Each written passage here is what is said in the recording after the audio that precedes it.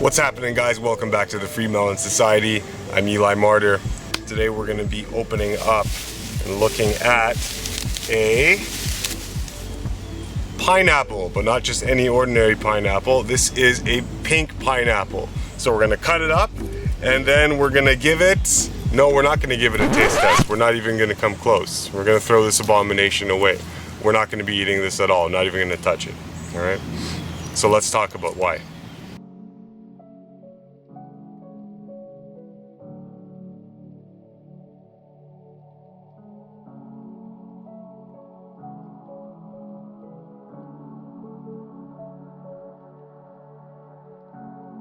So I got to admit, I've been pretty disappointed with the type of content on YouTube that has been circulating around regarding these pineapples, these pink pineapples.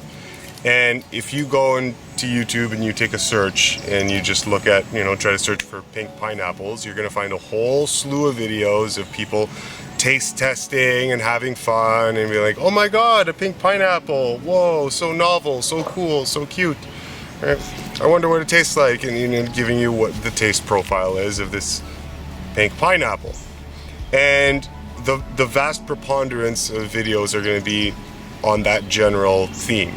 And I was really disappointed, that there weren't a lot more videos on why you should just not eat these. Like why you don't even consider this as food. You just throw it away, ignore, right?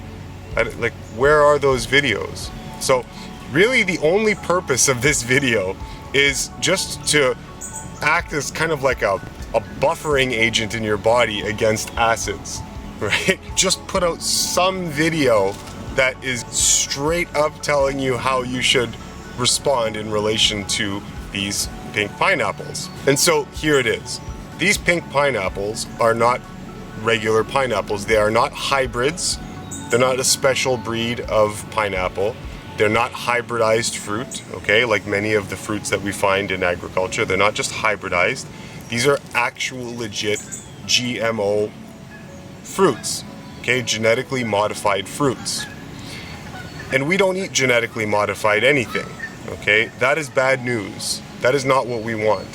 Now, I don't give a donkey's descending colon what excuses, what justifications, what rationalizations, what explanations are given to me by the developers of these pink pineapples, how safe it is, how unharmful and how wonderful and how beautiful and how creative we are with our human ingenuity. I don't care how many people say that these things are harmless. When you understand some principles, you can pour your faith into those principles and reliably allow them to guide you in the right direction, okay?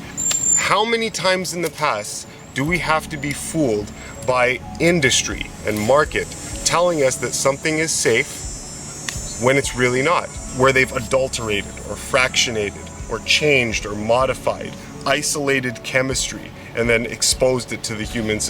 How many times do they have to do this?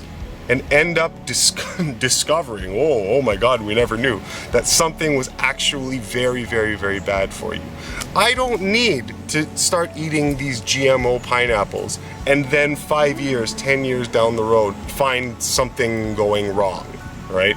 Because of some sort of horribly imbalanced, improportioned element in this pineapple that man has arbitrarily just trifled with, thinking that it's like, oh yeah, thinking that we've discovered everything about nutrition.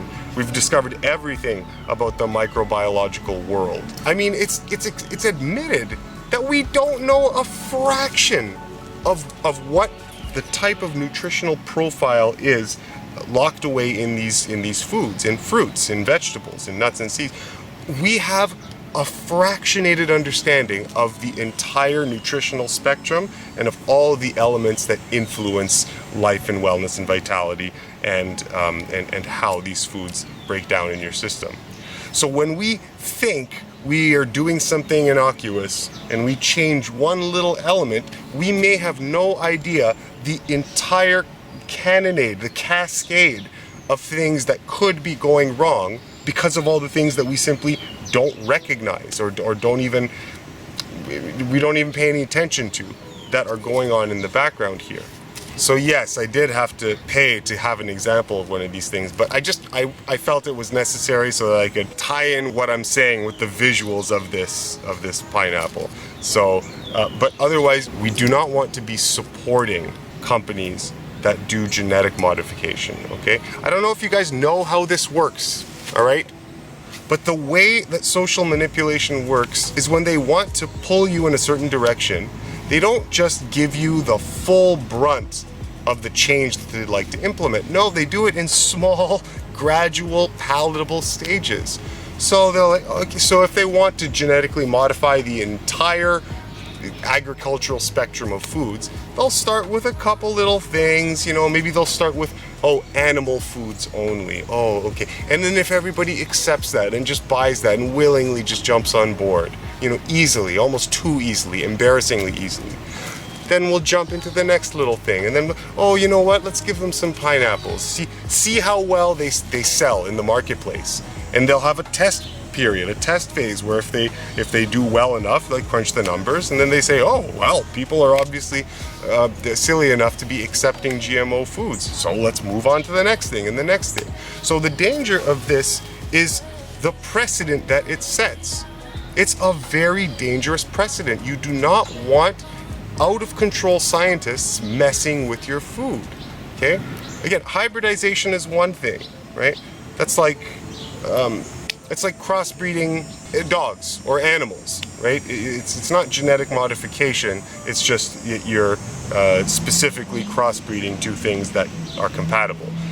This is not the same thing. This is dangerous, and this precedent that we set when we give our money to these companies and vote in approval for this stuff, that is not acceptable. I'm sorry.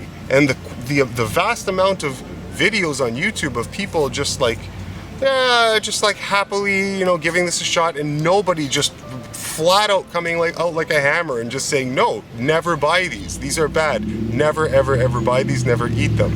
Right? Where are those videos? So it was just a bit frustrating. So let's cut this open, okay? And we'll show you what this is like inside.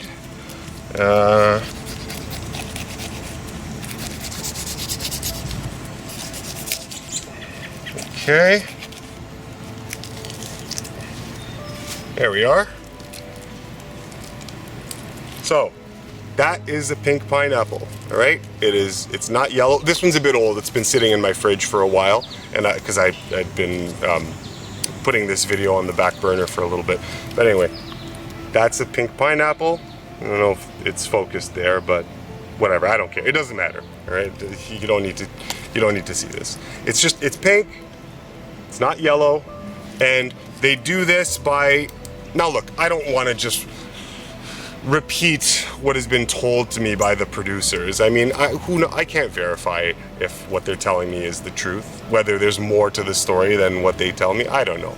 But essentially, all they're doing is manipulating one variable so that another variable expresses more. Shut off one gene, another one expresses more, all right? Now, I don't need any other information. I don't really need any other or further details, because I know that Mother Nature has done it the best, and that there's no topping that, and there's not going to be any fractionation, modification, deletion of genes and chromosomes. None of this is going to be better than what the actual intended design of the fruit is, all right? So, of course, instead of eating this, I'm going to demonstrate what you should be doing with these pink pineapples, all right? Here it is, guys. We discard them.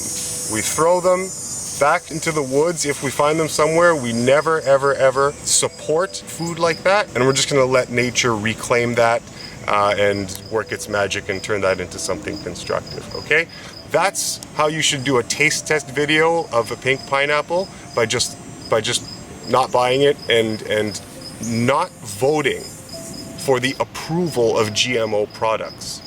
If you want a great book on this, there's Jeffrey Smith's book. Jeffrey Smith is a great author, and he exposed the whole ordeal with GMO foods. Also, William Engdahl. William F. Engdahl has some fantastic information on on GMO products and GMO foods and the whole history and the origin of these things, okay?